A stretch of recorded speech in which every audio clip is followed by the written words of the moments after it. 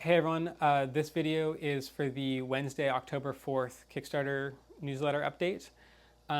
Everything is going pretty smoothly. You can see I'm currently working out of my mother's garage up here in Washington. I just haven't had time to find a shop space yet, and I like hanging out with my folks. I haven't seen them in a while, so it's good to be here. This week I spent almost the whole week tracking down a really pesky bug. I thought I had it tracked down and then it just cropped back up. So basically what's going on is randomly, but not more often than about an hour into cutting, the firmware will crash. And what I figured out was going on was the firmware was trying to read data from the SD card and then also read from the encoders at the same time, and that would cause it to crash. So I fixed that issue, but as you'll see later in the video, it's still happening, or something else is happening. So that's kind of like the big focus right now, is generally on firmware and software fixes, working on usability, working on the user interface, just making everything more reliable. There's no more big technical changes or things to do. Everything's in production. We're just working on making the software better. The goal is to ship with no bugs that we know of at all. But I'm sure as soon as we ship, we'll find more. But yeah, so that's what we're gonna be working on for the next several months.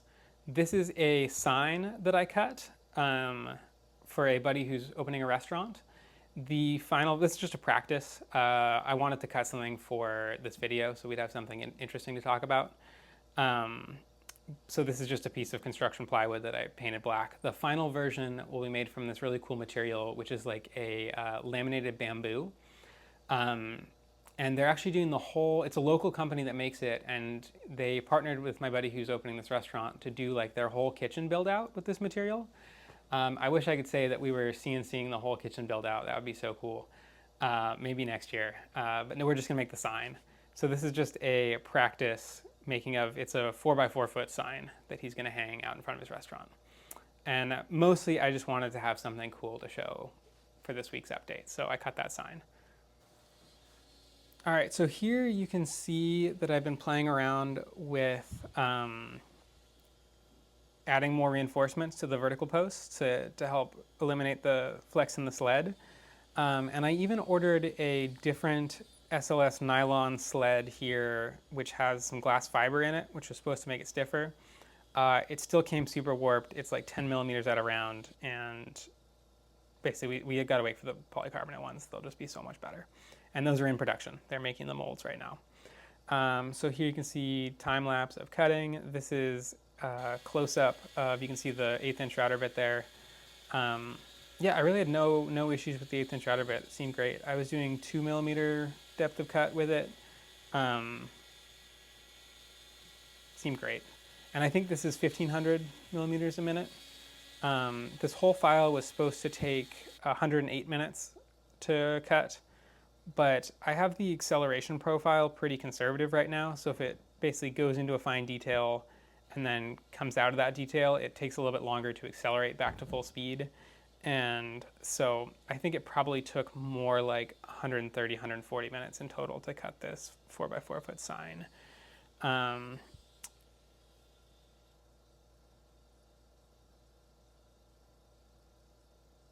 Here you can see the dust collector clogged, and the time-lapse camera was actually sitting on the dust collector hose where it connects to the dust collector, and I didn't want to mess up my time-lapse, so I was letting it stay clogged for a bit, but then I decided to unclog it. So you can see this is real speed, how fast it's actually cutting. And this is not full speed. We can actually go, so this is 1500 millimeters a minute. We can actually go 2500 millimeters a minute. So maximum speed is quite a bit faster than this, but this is already quite fast. So you can see we got a new time-lapse angle, and I fixed the dust collector. And then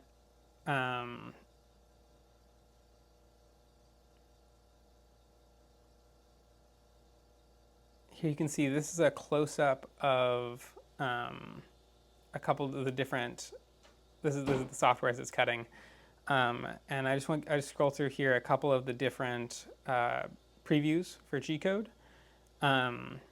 This one is meant to sort of illustrate where the usable work area is and where you're going to start running into tension issues. This is more of a close-up of the G-code. Although while I was doing this project, I realized I think I want an even more close-up view that follows, that just shows like a very tight area around where we're cutting. Because on projects like this, which are big and have a lot of details, it's actually, you can't really see all the individual little lines. So here's more just cutting, going smooth.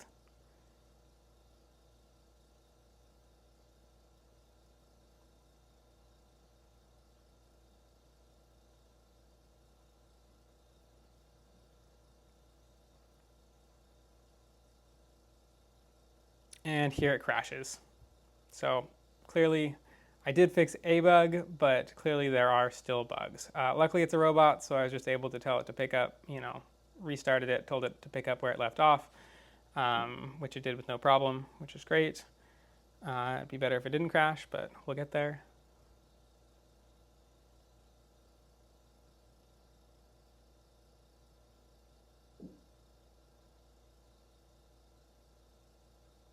And finally, I just want to call attention to, this is not my bug.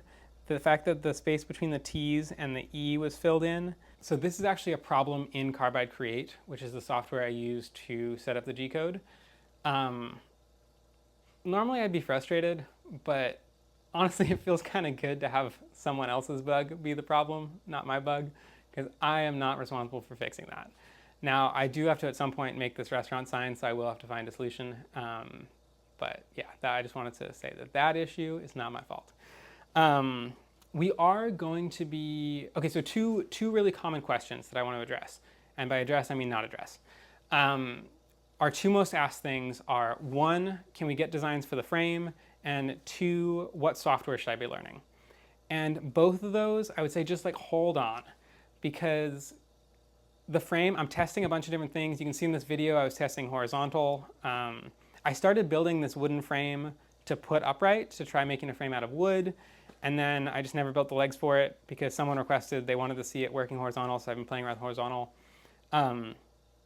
Basically, I want to try a bunch of different ideas for the frame so that when I tell you what frame to build, I actually am speaking from some experience.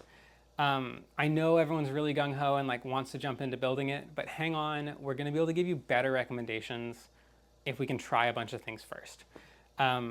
Literally nothing like this machine has ever existed before. This is the first of its type in the world. And so there's just so much that we have to learn. The next thing I want to try is not using the frame at all and messing around more with just gluing little anchor points to the concrete slab. And we mentioned in the last week's newsletter update that we've upped the belt lengths to 14.5 feet. So that if you wanted to just glue something to your concrete garage floor, you could really tuck it back far, underneath in the corners where you won't step on it. But yeah, so hang tight on the frame plans. We will have clear frame instructions. We will both have instructions for here's a frame, here's how you build it, here's all the materials. We'll also have some guidelines for, if you want to design your own frame, here's some recommended, how to go about that. But hang tight. I don't want to tell you something and then have it be wrong, or tell you something and then come up with a better idea later and have people be like, why did I build this frame? Now there's this better frame.